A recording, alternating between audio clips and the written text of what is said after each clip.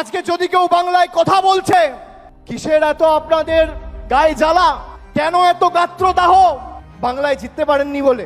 আমি তো আগের মাসে সভা করেছিলাম ডায়মন্ড হারবার থেকে, বলেছিলাম 50 পেরোবে না বিজেপি। আপনাদের দায়িত্ব নিয়ে বলছি, যেভাবে এরা বাংলার মানুষকে লাঞ্ছিত, নিপীড়িত, অত্যাচারিত, অপমানিত, শোষিত করেছে দিনের পর দিন, খালি নিজের ঔদ্ধত্য, অহংকার আর দম্ভের কারণে যে কটা ছাইপাস আর গুটি কয়েকটা বাংলা বিরোধী পড়ে রয়েছে, তাদেরকে ছেটিয়ে বিদায় দিয়ে আমাদের বঙ্গোপসাগরে ফেলতে হবে।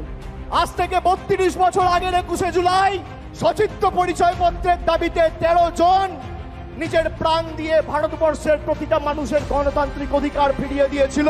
2025-এর 21শে জুলাই আজও যদি ইলেকশন কমিশনের কারচুপি ঢুকতে তৃণমূল কংগ্রেসের কর্মী সমর্থকদের রাস্তায় নেমে প্রাণ দিতে হয়, আমরা দেবো। দরকার হলে মমতা বন্দ্যোপাধ্যায়ের অনুমতি নিয়ে দিল্লিতে বৃহত্তর আন্দোলন তৃণমূল কংগ্রেস করবে।